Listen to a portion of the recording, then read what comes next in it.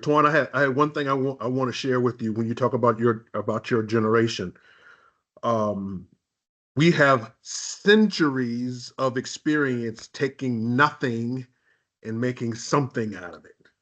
We got centuries, not just decades or scores. We have centuries of taking nothing and making something out of it. This is no different. I just think we got something. We're starting with something.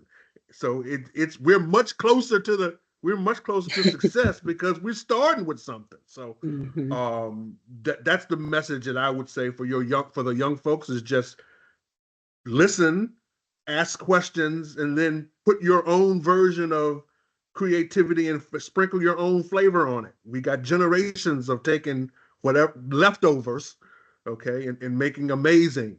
So this is no different. It just looks a little different.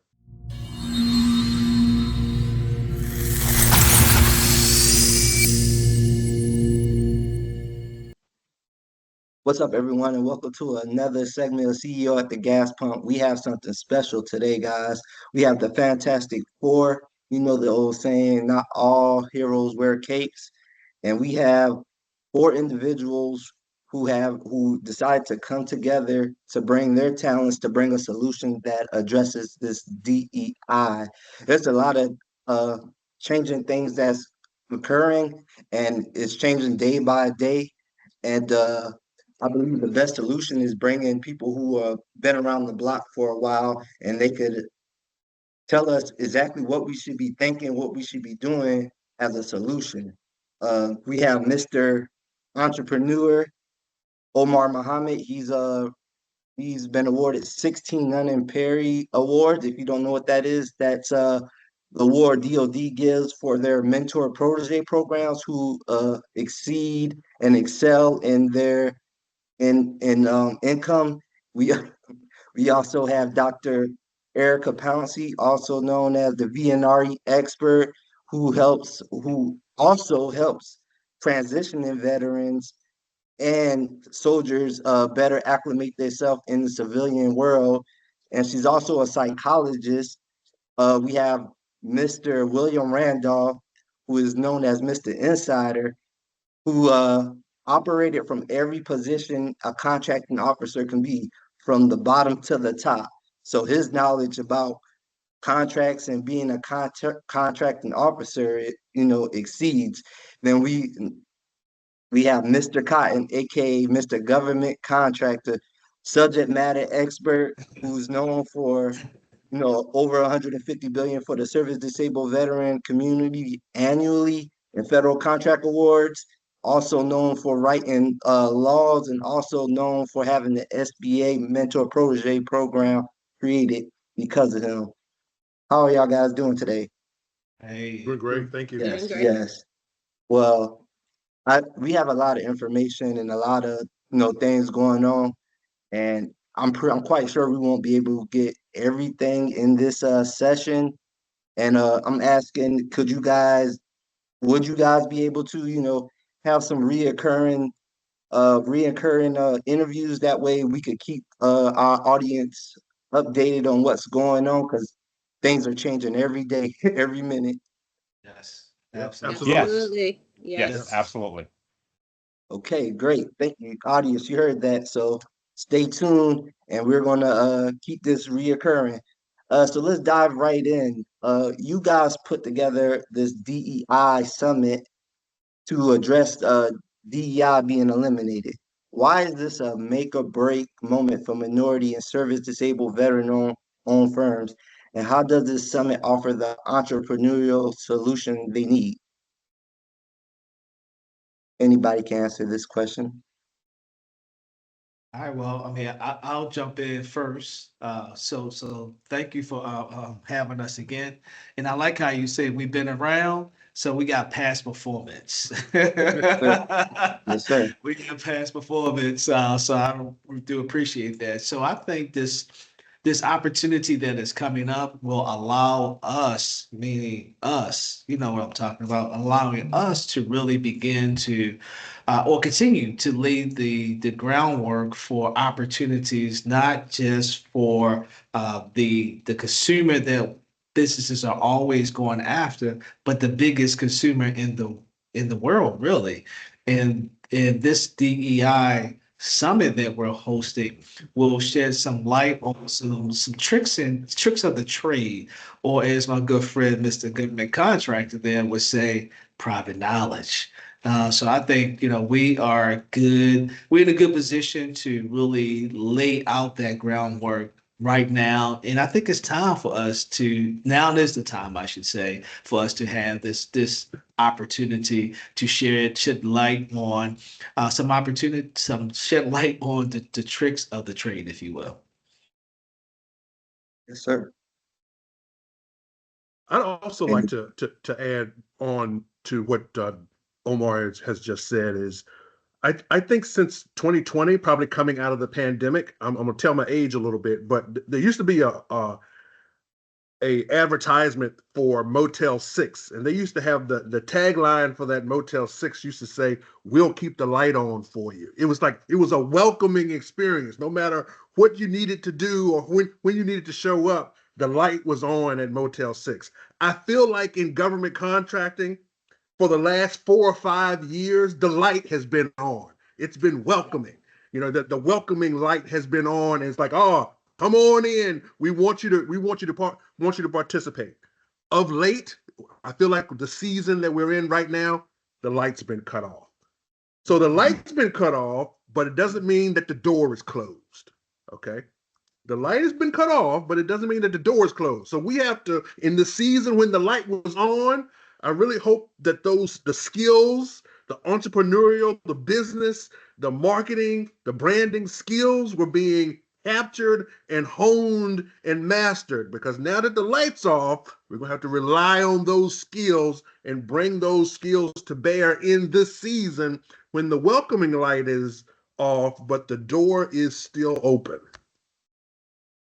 I'd like to dovetail or follow on to what William is saying there, by also suggesting that I want to hear what Dr. Pouncie has to say about this question, because we as a community just got a gut punch, right? We got traumatized, right?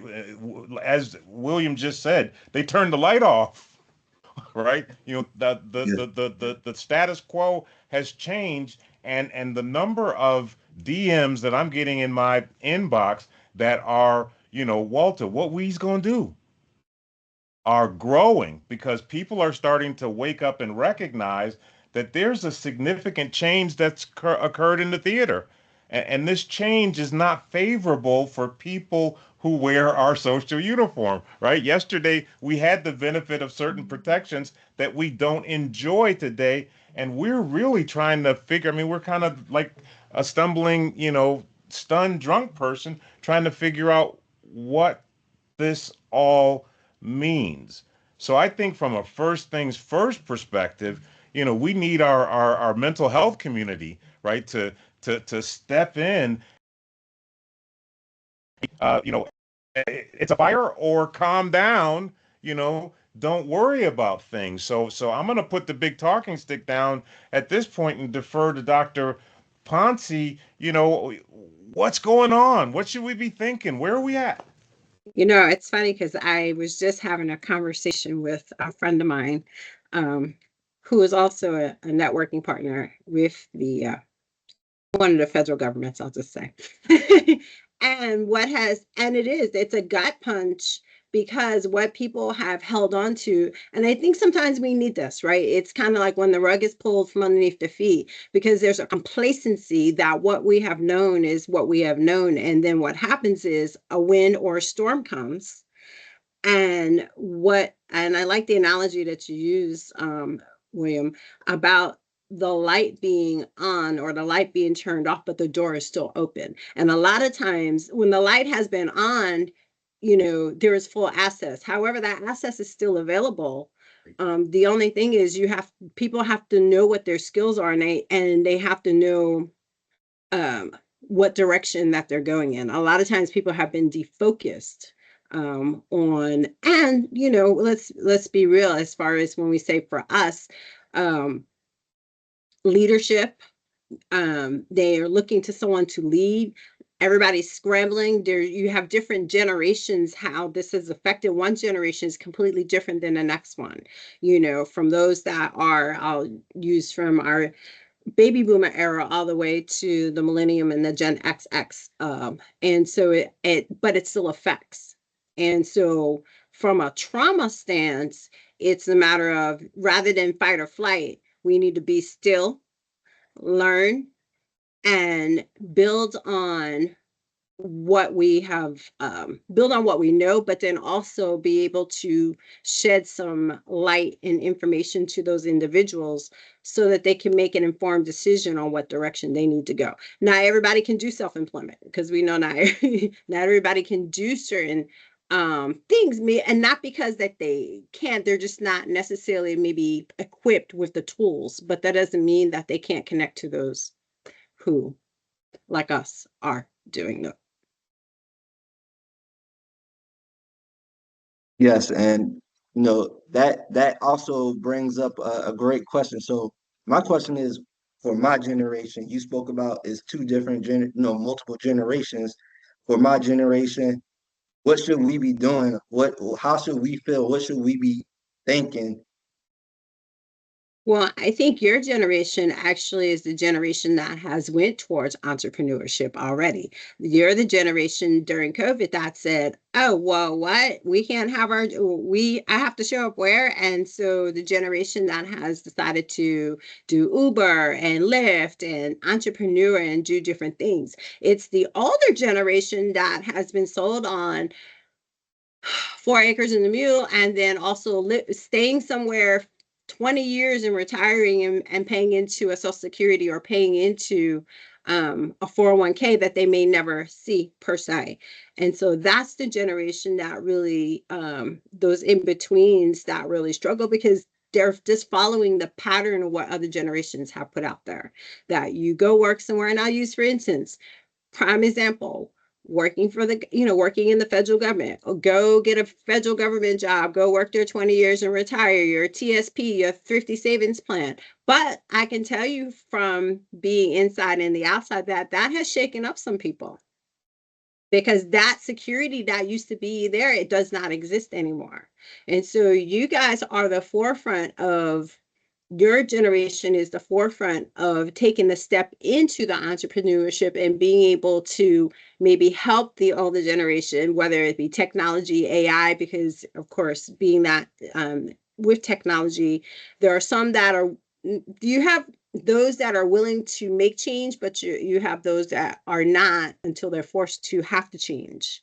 Same thing when paper checks. I remember when Social Security went from paper checks, and some of my older veterans, they're like, "I don't want to use a card." And I mean, they flipped out, right? And so now everybody has a Direct Express card, or it's in their bank account. They wanted that paper check. And so, but it was a forced change, forced movement. And so, and this is where we are again today, but it's affecting every generation though. Yes. Does anyone else have anything else to add? So, Retorn, I would add to that the skill sets that I think the younger generations have. As a Gen Xer, I can remember before computers, the kind of the omnipresence of computers and smartphones and cell phones. I was old enough to remember that season. But in these later generations, those are native tools. They're omnipresent as air. So I think you all have some unique skill sets, having been born and raised in a technological enhanced environment. Those skill sets will serve you well. They need to be deployed against the challenges that we're facing, or that are being introduced into our environment now. Technology, online media, social media, all the things that were changes for us, they're native, just the way things were for you all. And I believe because of that familiarity, you all will have the opportunity to leverage those talents for good in the marketplace. Yep. You know, And be able to transfer that skills on to the older generation too. Even the resistance one. you know, I've heard the answers that you all have given to the question that Ratwan asked, and something in my spirit is stirring and is wanting to ask Ratwan whether or not he's asking a deeper question, whether or not he's asking for some generational guidance, whether or not he's asking the question on behalf of the younger generation, what we's gonna do to us, the older generation, because right now they are in a quandary, right? Because they've had their affirmative action, right? They've had their ideas of equity and inclusion ripped away from them, and in many instances, they've been following in our footsteps. They've been following the guidance that we've suggested to them, right? Go get a high school diploma and get a job at the factory and join the union, son, and you'll never have to worry another day in your life. And that worked for a generation, right? Go to college, son. I want you to get a degree because I want you to be the manager at the factory. And that worked for a period and degree. Now we've hit an inflection point. There is a change in the theater. What do we tell this young generation? I think that the recommendation that we're making, that you look at the crack in the door that leads to the land of entrepreneurialism, right? Williams talked about the lights off, but the door still got a crack in it. I think that that's a viable avenue to consider, but all of them are not welcoming right now, right? You just can't go willy-nilly into entrepreneurialism. So from a first things first perspective, you got to study yourself approved, because our people have historically suffered because of the blind leading the blind, right? Right? Because they've been following people who didn't have the right information. And so in this season, it's critical that you identify an entrepreneurial path that's going to serve you. And when you have the kind of advantage that you enjoy as a service disabled veteran that's also small disadvantage, you have a customer that has billions of dollars. You have a legal authority that gives you an advantage with that customer. So if I'm looking to do something different from an entrepreneurial perspective, I'm not going after something that's untethered, that's undesigned, that's unorganized. I'm looking at franchising, right? That's an organized system that I just need to follow the rules. I'm looking at government contracting because that's a proven system that, again, has laws and regulations that are connected to it. But I'm looking for proven systems. So the answer to the question that I would deliver to you, Ratwan, the younger generation needs to look at those old heads, which is what I'll call ourselves, right? That are focused on viable strategies that are proven. And in this particular instance, this four amigos here, right? We are focusing on a environment that's made more Black millionaires, that has made more people of color millionaires than any other profession or industry. And we've got a proven track record for doing it. So we're saying to the young people, study yourself approved along this track, and we will help mentor you across the river DEI. Yes, sir. And we have a lot of more questions to ask, but I think we should welcome you guys back and have another episode where we could dive in deeper on these subjects. And I think that was a very closing remarks. But I do have one more question. How do we how do we merge that disconnect from the older generation to the younger generation?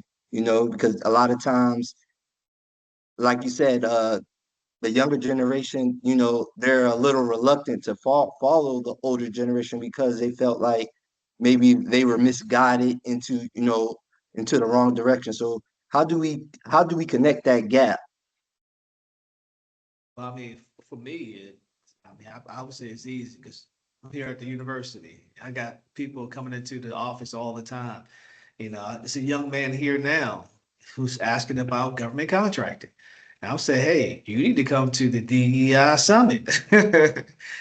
So we get that all the time where individuals are coming in. And sometimes in the because I think I'm in your generation too, Twan. Sometimes. Sometimes, but I think sometimes individuals have to be open.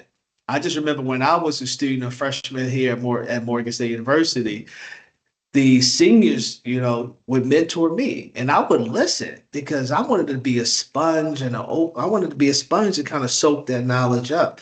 And there are individuals who are in your generation, they want to be a sponge and get that information and be able to utilize that information and just listen. Sometimes they don't want to listen to what our generation has to say. But what I'm finding out is that people who want information, they're willing to sit down to listen.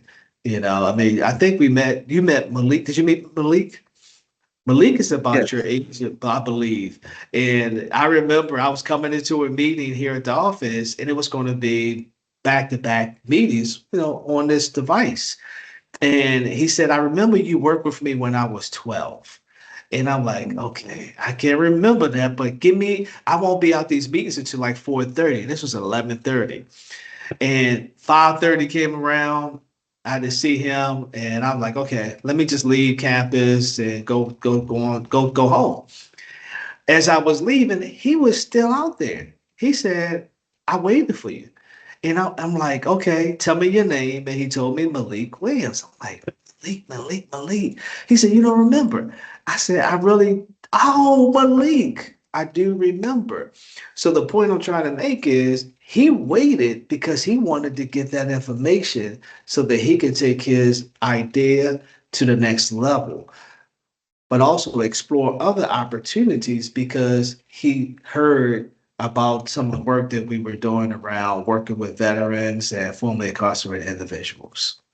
So it's about listening and taking advantage. And then when we do provide, I always give homework to the students or to young individuals. And if they don't come back, just something basic. If they don't come back, they're not interested. But for those who are interested, they will do the homework, and the rest is history. You know, and I want to add something. No, please, ladies before gentlemen. Okay. Well, I was going to piggyback on what Omar was saying because being also a professor at the university, but even this working with individuals, I think the biggest thing for your generation is once you lock your eyes on the person that looks or aspiring to what you're wanting to do, it's first finding your niche. And so once you mirror that, it's being able to find individuals who obviously we're here. So obviously we're willing to give information. There are many people that are willing to give information, just like with students, even in school. If they're wanting, I have students that I've teach that have come back who email me like, hey, I wanted to find out about, having a private practice, when they find someone that they're receptive, they're willing to, like Omar was saying, get the information and they're willing to do what they need to do for that information. And so I'm the same way as far as homework, because if they're not willing to do the small assignment, they're definitely not willing to do the big assignment. It tells me their investment. And so I've done a group, the difference between paying for something, investing in something, right? And so a payment is a one-time, an investment is a lifetime. And so that's my conversation, even when I talk to students, when I talk to veterans in group, whether it's recovery, whether it's mental health, whether it's education.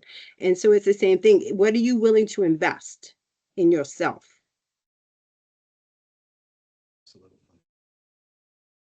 You know, when I was younger, we used to have this a snack called Cracker Jacks. I don't know if they still have those, and it'd have a little prize inside.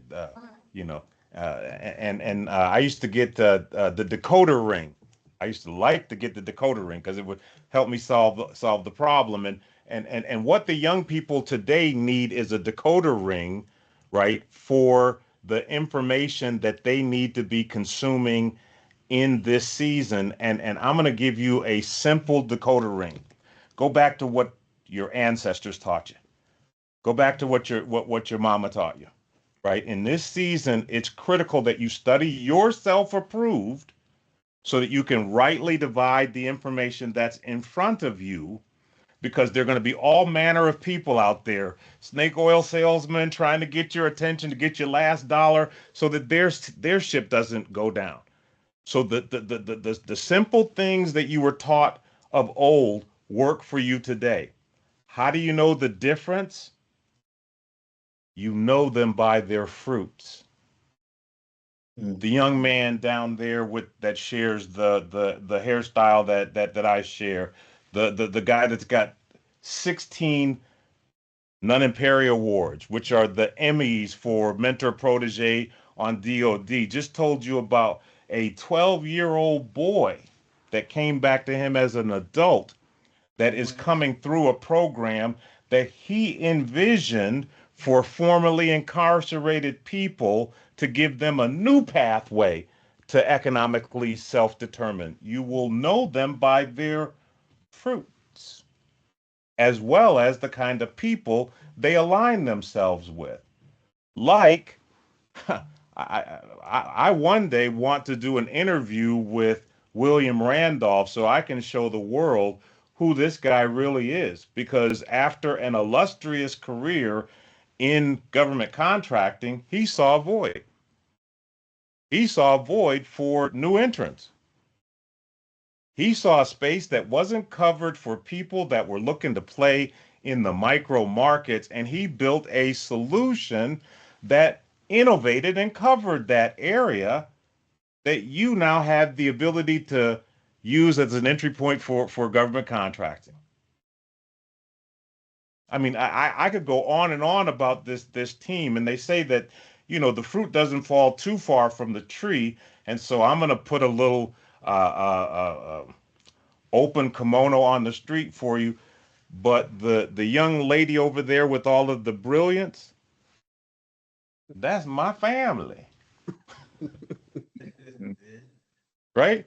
So, you know, we have a miracle mindset. We have a mindset of service. And we're here taking the best of our gifts and our ability, and we're bringing them into the storehouse because it's needed right now. We need a pivot. And we need a pivot because we were asleep at the wheel. You know, I had a young man, his name is going to, you know, go unmentioned, who told me that there's one political party that can't say nothing to him about a bridge too far.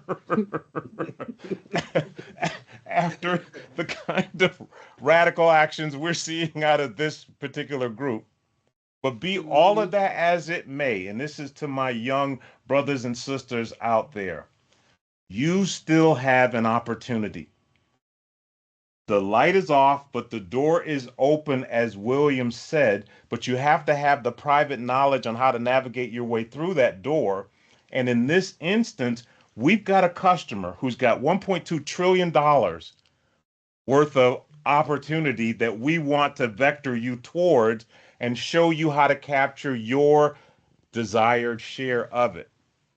And if you are, to my brother Omar Muhammad, a returning citizen and need a buddy to connect with to get you connected to the economic opportunities, we got you covered there as well.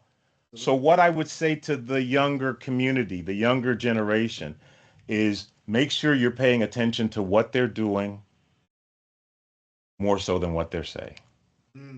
Right. Action And speaks with louder that, than words. does anybody else have anything else to add? I don't think there's much to be said after that.